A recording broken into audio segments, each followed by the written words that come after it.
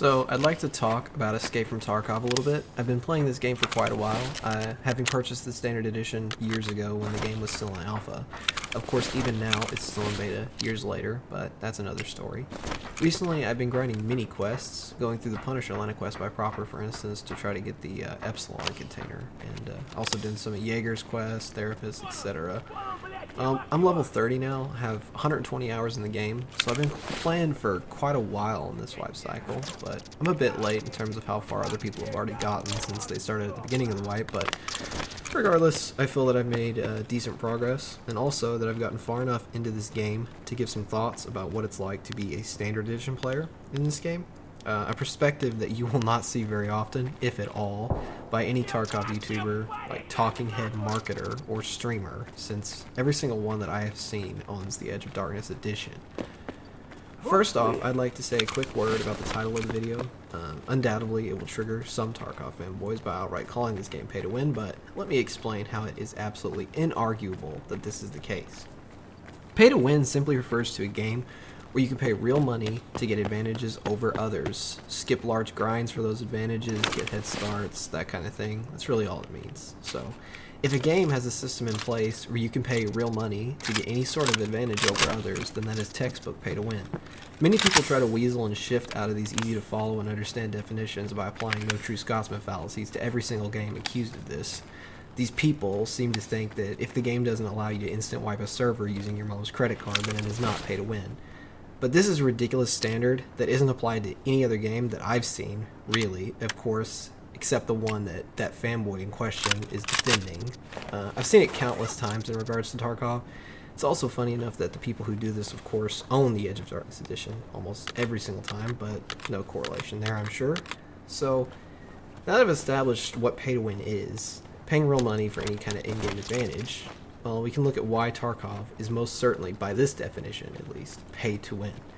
I'd also like to point out that this video is geared towards people who have played and understand Tarkov to some degree. So if you don't know what stashes, trader rep, secure containers, and things like this are, then it's probably not going to make a whole lot of sense.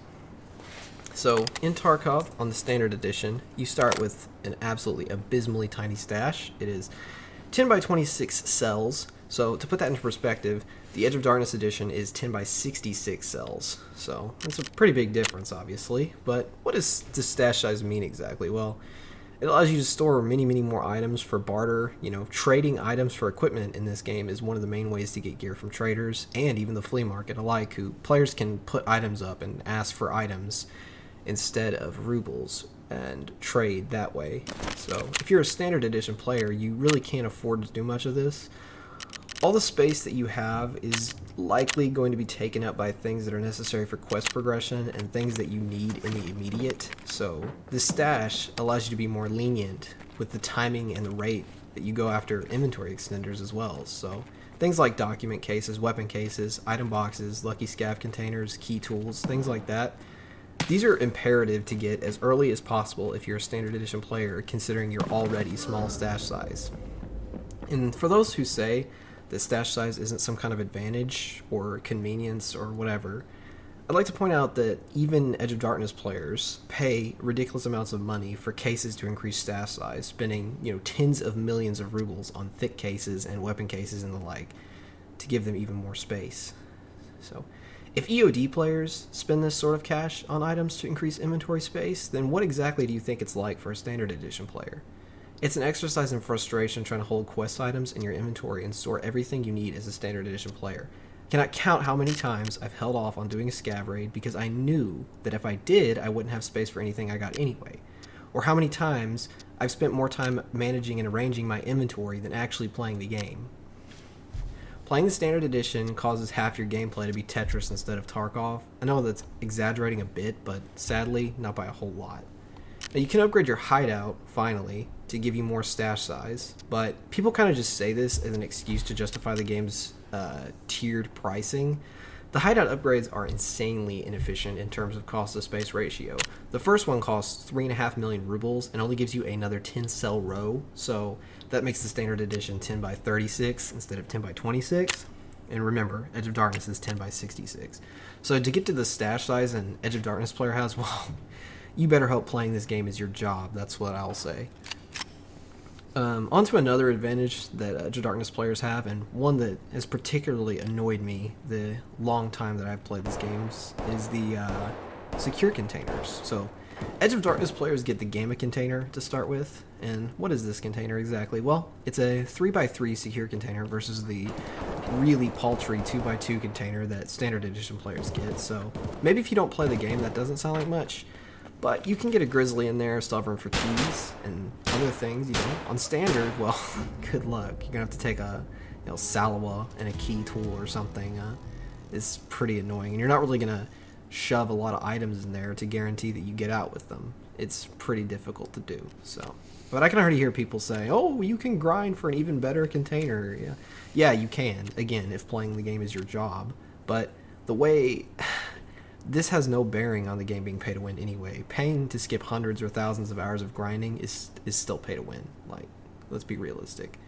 The two containers that you can obtain as a standard player are the Epsilon, which is a 4x2 crate, so it's still worse than the Gamma that Edge of Darkness players get to start. It's smaller. And the Kappa, which is a 4x3 really big secure container that takes an absolute insane amount of time to play and grind to get. You have to complete every quest in the game, basically, sans a few, and then do a quest where you have to find a lot of rare items in raids, so it's a pretty difficult crate to get a hold of. So, first off, I think it's pretty insane and foolish to assume that any great number of people, especially standard players, are going to get the Kappa. It requires a lot of time sink and grinding, and I'd really like to see numbers on the percentage of players who have actually gotten it, and then how many of those are Edge of Darkness players, because I have a feeling that in this game, if you get far into the game, you're probably going to have the Edge of Darkness edition, because even if you start off standard, you're probably going to, if you get really into the game enough where you're playing it that much, you're probably going to eventually sink the money into the Edge of Darkness edition, because it's much more convenient. So, you have to complete every quest in the game, barring a handful, to get the container. We've established that. And then you have to do the fence quest, which is the only one he offers, which is difficult. Requires you to find many rare items in raid.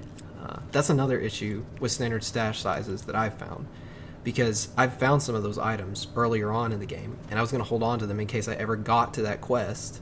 So, of course, holding on to them makes my already limited stash size even smaller, so it's pretty difficult to keep all this stuff in my stash.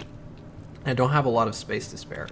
But anyway, anyone who has played the game knows how ridiculous a lot of the quests are, so if you want to see for yourself, I'd recommend looking up Jaeger's questline and look at some of the quests that he has. For instance, the one that I'm on is kill 4 PMCs, which is a private military contractor, and a player character, so it's player characters, with headshots while trimmered. This is just stupid. It's not even the hardest one. I mean, there are worse ones than that. There's worse offenders than that. But I think it's totally unreasonable to expect that a lot of people are going to be able to grind through all these challenges to get the Kappa. So even if you did, the amount of time that you spent not having the advantage of a larger secure container is pretty ridiculous. You could have instead been enjoying that larger container the entire time if you had Edge of Darkness edition, but instead you were grinding out quests with either the Alpha, or maybe later on you got the Epsilon, and then you had that, and then you're trying to build up to the Kappa. But like I said, the Epsilon is still worse than the Gamma. It is still smaller than the Gamma. So, a little bit more in the Epsilon. It's more reasonably attainable than the Kappa, which is not saying a lot. So, there's still a lot of grind into getting it. I'm pretty close to getting this one. I'm on the mission where you get it, in fact, right now. So that's 120 hours in, and I felt like I've made pretty good progress. I've done things fairly quickly. You have to complete a 6-part quest line for proper. You also have to be level 21, but realistically, you will be quite a bit higher level than 21 by the time you actually get to this quest, at least if you're anything like me, which I'd imagine most people are going to be playing it like that. So as I mentioned, I'm level 30. This questline is definitely not easy. It's not fast. Your reward for all this is the Epsilon secure container, basically, in the end. That's the main reward that you're going for. It's a secure container, but like I said, it's even smaller than the one that Edge of Darkness players get to start with. And much the same as stash sizes, if somehow secure containers didn't provide any benefit, then why in the hell would people be grinding them out? It's a ludicrous idea that they don't give you any benefit. Of course, being able to safely stash more things in raid that you're guaranteed to get out with is beneficial. And I can say that without a doubt, I would have gotten far more money and quests done in the time that I had been playing had I had a larger secure container, especially in the game pre-flea market on missions like ice cream cones. So the last advantage that EOD players get is trader rep. This used to be a far bigger deal to me, and I'd imagine to others, because there was ways to lock yourself out of max rep with certain traders if you did quest lines wrong, or you chose to give something to therapists instead of skier, things like that. But to my knowledge now, as long as you do the missions, all the missions, standard players can get every trader to max rep, no matter what choices they've made. So this is an area where EOD players get a bit of added convenience and grind skippage to level a trader. It's not nearly as big of a deal as the other advantages in my opinion, but still, it's a boon that EOD players get. But this one's most definitely not the one that irritates me the most. So, in summary, basically, the TLDR of this entire video is that paying to get advantages over other players, paying to get what a standard edition player would have to play hundreds or thousands of hours to get, paying to get any sort of advantage like this is pay to win. It's that simple. Gamers have to stop suckling these companies and developers who make games like this and push these payment models. Whenever I take a look at the subreddit for Tarkov, any mention of paid advantages or the like usually gets swarmed by downvotes. This pathetic fanboy behavior and lack of any critical thinking or objectivity is absolutely riddling all the new gamers I see. People have got to open their eyes and call a spade a spade. This isn't some complicated, deep issue. It's really simple. It's paying real money for in-game advantages. Full stop. There's no arguing that. No matter how much people want to say, oh, it's pay for convenience, not pay to win, or whatever excuse they want to come up with. Half the game, or more, is this RPG, like gear collecting sort of element. If you're paying for advantages like that in a game, it is pay to win. So stop deliberately muddying the waters to let these people continue to get away with more and more and more nickel and diming. We've gone to a point where horse cosmetics in a single player game, obviously I'm talking about Oblivion, were universally ridiculed, derided, and made fun of. And just rightfully so. They were stupid and they were greedy. It was a waste of money. We've gone from that point to making excuses for paid advantages in multiplayer games. Take a second to let that sink in, and take a second to think about how much further this industry and these people might go if we continue to let this happen and continue to pass excuses off for companies that will do this kind of thing in their games. If you do this, if you make excuses for this kind of thing, even on this game, even if you think it's not that big of a deal, it's still advantages and convenience that you're getting with real money. Think about that and think that if you keep defending this, where it will go in the future, where it's already heading.